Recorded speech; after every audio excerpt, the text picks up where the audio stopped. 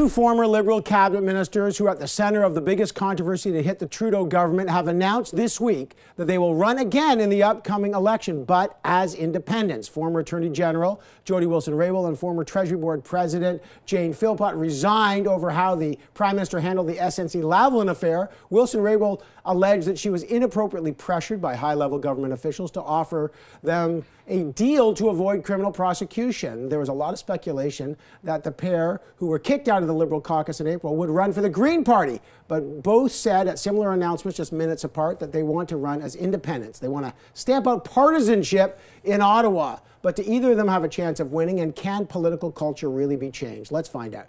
Joining me now, Jody Wilson-Raybould, now an independent MP for British Columbia, and Jane Philpott, the independent MP in Ontario. Thanks for being here, both of you. Good to see you. There's very little, Jane Philpott, very little political history that say independents accomplished a lot here. They're rarely elected. I think the last time was 2008. Do you think you can be effective, or will you languish in the back nether regions of Parliament for 4 years, trying to prove a point?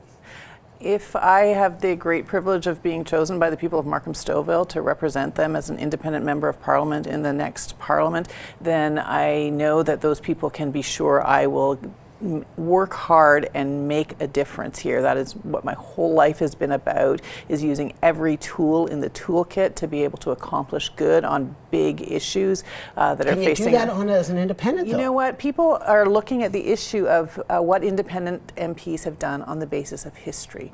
We are asking people to look at what independent MPs can do on the basis of the future, of the basis of hope, possibility, and imagination. And in fact, there's a we've had a great response. People have been excited. They've said, what a fantastic idea to focus on your constituents, focus on what the people want you to do, and a little less emphasis on parties and unelected staff members who are telling you what to do. Listen, I'm not going to dump on hope, but it's not a great political strategy. It's a nice thing to have, but strategically. And I think there's a lot of sense with both of you. You ran one election. You both became high-profile senior ministers, both roundly seen as very effective.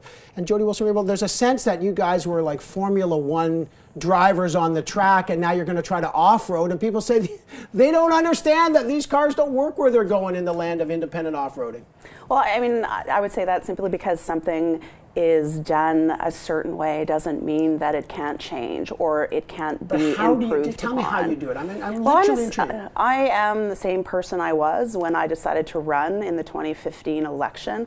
I still hold the same values, the same beliefs in equality and justice and inclusion.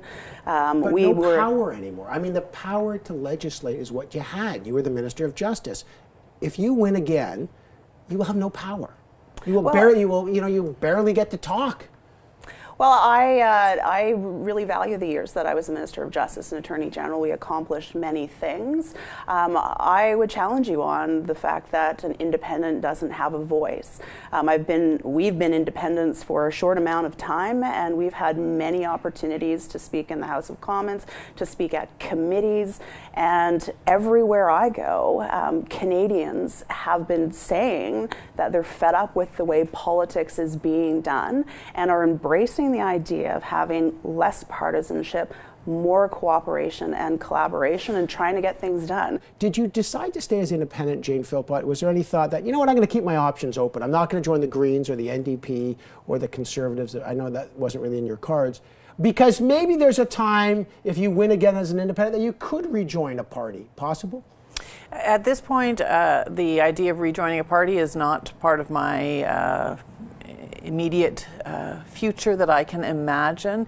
I seriously looked at joining another party, and we probably had the most in-depth conversations with the Green Party. But at the end of the day, I wasn't 100% sure that I was green through and through, that I could adapt and take in all of the policy. But I will collaborate with the Green Party. The amazing thing about being independent is, in some ways, it's one person who represents tens of thousands, but in other ways it means you are free to collaborate. So I will collaborate with Elizabeth May and Greens. I will collaborate with New Democratic members, with Liberals, with Conservatives, and that's where we'll actually get the serious hard work done in this place. Well, if it's a minority government, then your relevance goes up, obviously. But You guys are liberals. I mean, one thing people might think is, well, you know what, they were liberals, they share liberal values, and they thought the party, you know, obviously you're disappointed deeply in Justin Trudeau. Justin Trudeau leaves. Let's say it's over for Justin Trudeau. And the Liberals say, welcome back to the fold. You were independents. You didn't leave the Liberal Party because of values. You left it because you stopped believing in the Prime Minister. Do you rejoin the Liberal Party if Justin Trudeau's not there, Jody Wilson-Raybould? Well, I mean, I wouldn't acknowledge, and I believe you're putting words in my mouth. I've never said that, but I believe. We said you lost faith in how they were acting. With respect to certain issues, right. Yeah, that is true. I never say never. You know, I believe fundamentally that I have still something to contribute to the federal discussion and dialogue around important issues of public policy and lawmaking.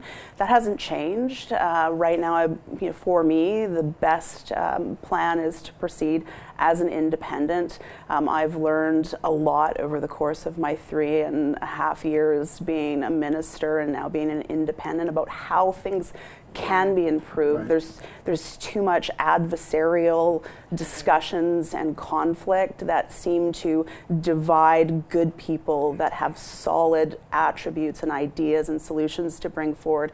And the only way we're going to address fundamental issues of climate change or Indigenous reconciliation, solutions that will live beyond the life of one government, is if we collaborate. No one knows what will happen in the future, but for right now, running as the independent candidate for Vancouver Granville to advocate and to advance the views and the voices of Vancouver Granville is my priority. Jody Wilson-Raybould, so now there's a judge that wants to proceed and will proceed with the case against SNC. The government could still get a deferred prosecution to SNC until a conviction, is that right? Yeah, it's in the authority of an attorney general to enter into negotiations around a deferred prosecution. If they did do that, would you, let's say they did get a deferred prosecution, would you consider that a betrayal? I mean, speaking generally, it is within the authority of an attorney general to, under the law, offer a deferred prosecution agreement. I made a determination based on what was presented to me, the facts and information from the Director of Public Prosecutions, and it was not, in their opinion, appropriate in this case, and I agreed with that. There will be a high level of scrutiny around this, and any offering of a deferred prosecution agreement in the general sense by the public, by the legal community, and that's entirely appropriate. These decisions are hard ones that need to be made, and it's up to the Attorney General at the time to make those decisions for himself or herself. For you in your riding, you're going to be asked if you support the Trans Mountain Pipeline. As a Liberal, you supported it. As an independent, are you going to run supporting that? Well, that is a complicated question that we would have to talk a lot more about. But we're 4 months from the election. What is it? Do you support it or not? There were certain conditions that had to be in place that are questionable whether or not they're in place right now in terms of ensuring that Indigenous rights and jurisdiction are addressed. I am suspect of that and will be interested to know the success. But you were both part of the process making that legitimate. You don't believe the process is working? I didn't say that. I will be interested to know how everything comes together. There was opportunity at the very beginning of the government's mandate to fundamentally address Indigenous rights and jurisdiction and create the space to enable Indigenous peoples to make fundamental decisions about their territories. But we're on the campaign trail. I know you guys are bringing nuance to Parliament, but it's an election campaign. Yes or no, do you support the Trans Mountain Pipeline?